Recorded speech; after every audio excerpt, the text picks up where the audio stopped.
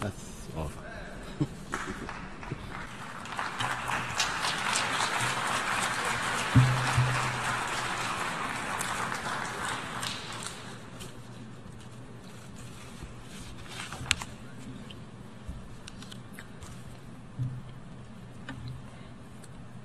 Your Excellency, President of the 72nd session of the General Assembly, Your Majesties, Your Excellencies, Heads of State and Government, Your Excellency Mr. Antonio Guterres, Secretary General of the United Nations, ladies and gentlemen, comrades and friends.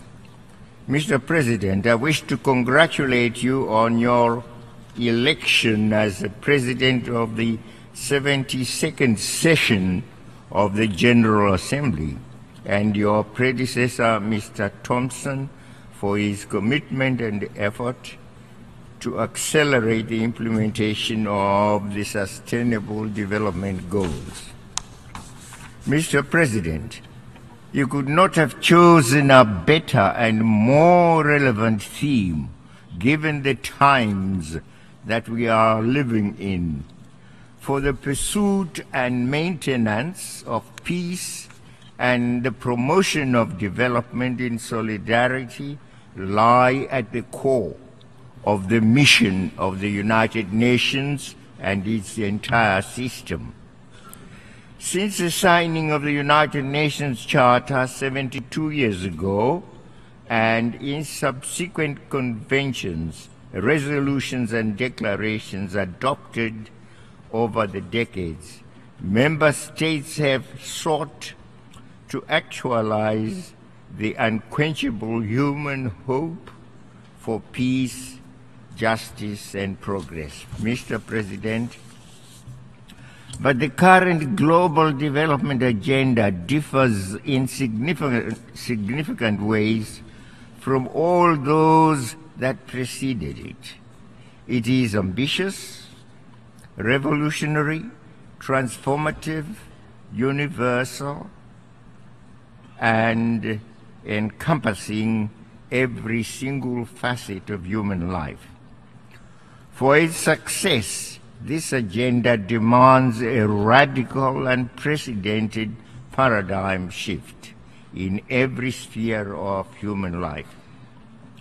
Mr. President, we cannot halt or reverse the continued destruction of our natural habitat or the rise in global atmosphere temperature without a change in contemporary production and consumption patterns. This has been confirmed by scientific evidence. We cannot halt or reverse the persistent widening gap between the rich and the poor among our nations without deeper international cooperation and genuine reform of the existing inequitable international system. The current system is inherently structured to enrich a few and impoverish the many. It cannot therefore deliver on a key aspiration and watchword objective of the 2030 agenda, that of leaving no one behind. Mr. President, for us in Africa, the current antiquated system perpetuates a historic injustice, one that can never ever be justified today. The 2030 agenda represents new wine, and we call for a new wineskin, lest we ruin the new wine. It is for this reason that I reiterate my country's unflinching support for the African Common Position on Security Council reform, commonly known as the Ezulwini Consensus. Mr. President, the overwhelming majority of us have accepted that we need to reform the current system in order to improve but not destroy it. Nonetheless, the negotiations and process intended to yield the accepted reforms are painstakingly slow. We are left to wonder, justifiably so, whether those who enjoy and sometimes abuse the power and privileges of the current setup are sincere interlocutors in these discussions. Mr. President, it is axiomatic that we harvest what we sow, yet by some strange logic we expect to reap peace. Reap peace when we invest and expend so much in treasure and technology in war. According to the Stockholm International Peace Research Institute, global military expenditure in 2016 amounted to approximately $1.6 trillion. In the same year, according to the Organization for Economic Cooperation and Development, overseas development assistance amounted to approximately $142.6 billion. Those mega investments in ever more lethal weapons and more sophisticated war machinery have not resulted in greater peace or security. Instead, we have witnessed heart-rending suffering and misery and increased mass movements of people fleeing wars and armed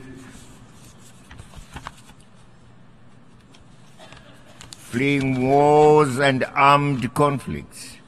This trend, Mr. President, should be halted for the benefit of humanity.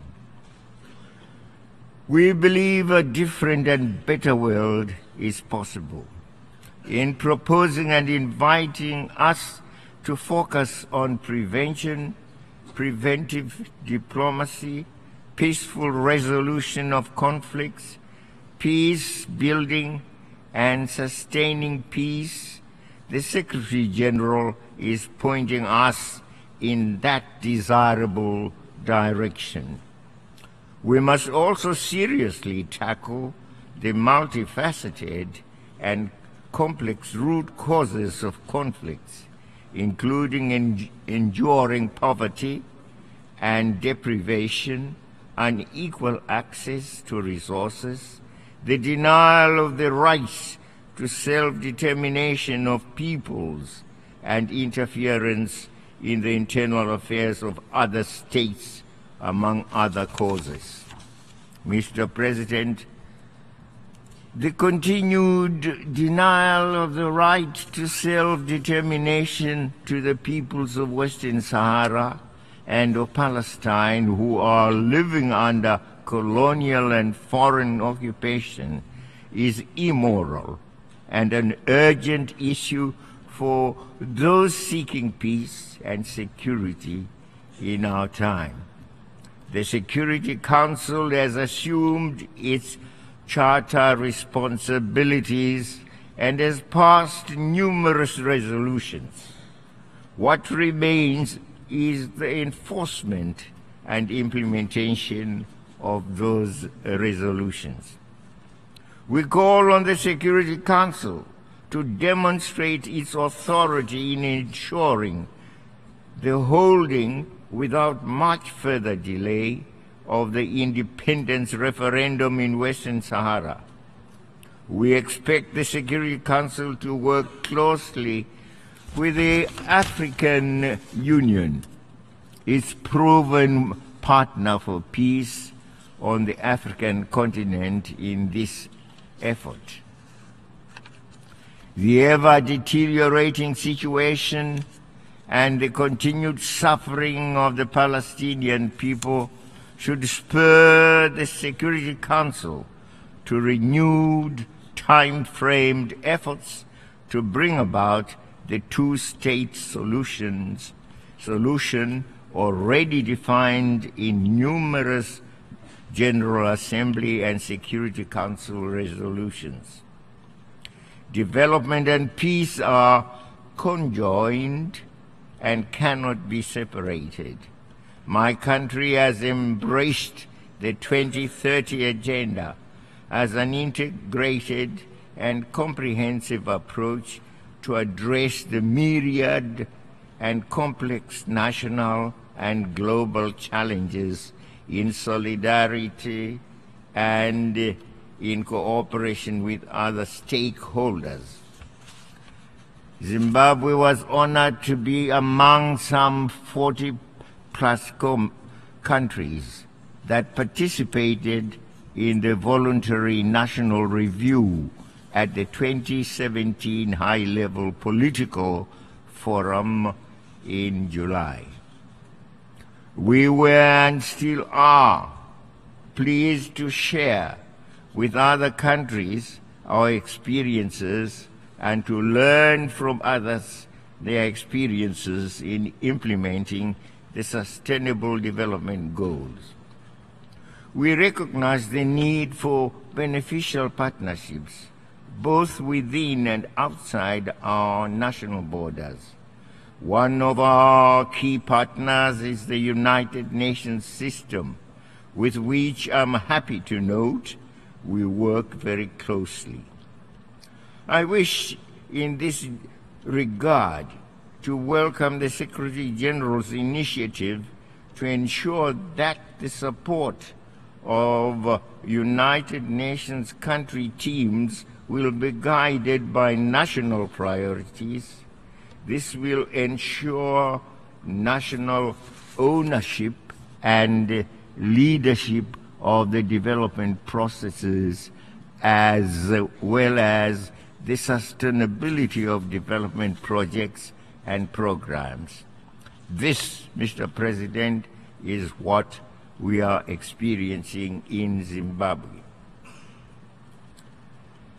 My country is an unflinching advocate for the respect of the sovereignty and independence of countries. We therefore strongly defend and respect the right of each country to take decisions in exercising its sovereign rights. We cannot, however, remain silent when those decisions impact or have the potential to negatively affect our own welfare. And on this, may I say, some of us were embarrassed, if not frightened, but what appeared to be the return of the biblical Giant Gold Goliath.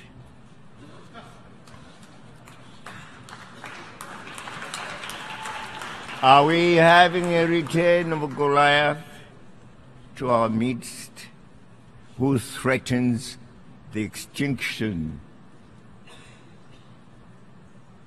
of other countries? And may I say to the United States President, Mr. Trump, please blow your trumpet. Blow your trumpet in a musical way towards the values of unity, peace, cooperation, togetherness, dialogue, which we have always stood for and which are well written in our very sacred document, the Charter of the United Nations. Upon those values,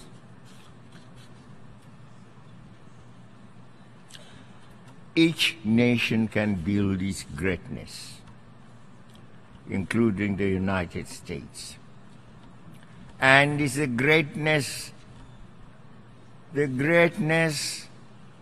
in recognizing those values: unity, peace, cooperation, dialogue, togetherness, that we would want to be guided by the United States and not by the promise of our damnation. Damnation we shall always resist, no matter whence it comes. We have resisted it when it was in the form of imperialism, as we fought for our own independence, our own culture, our own sovereignty to be masters of our own destiny. That's why we call ourselves free today. It is because the monster of imperialism was defeated by us.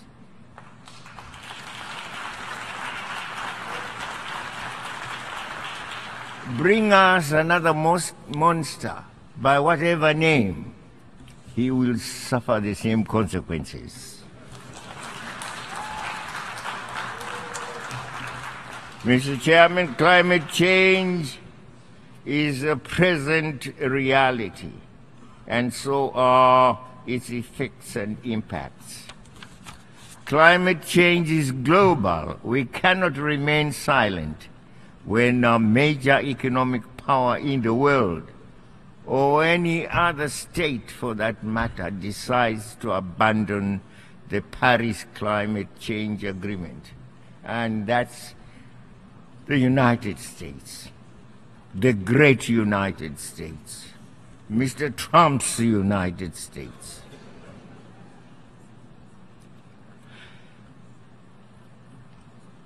Let us work together.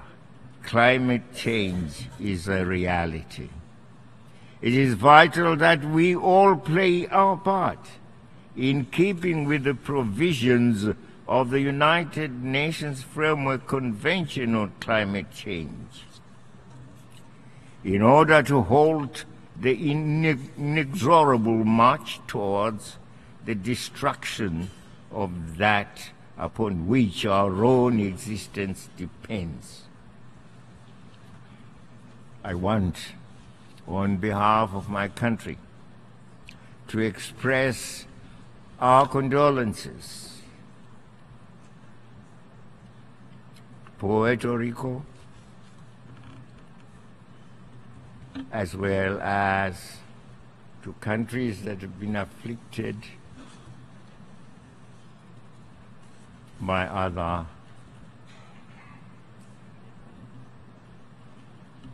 other afflictions that have visited them.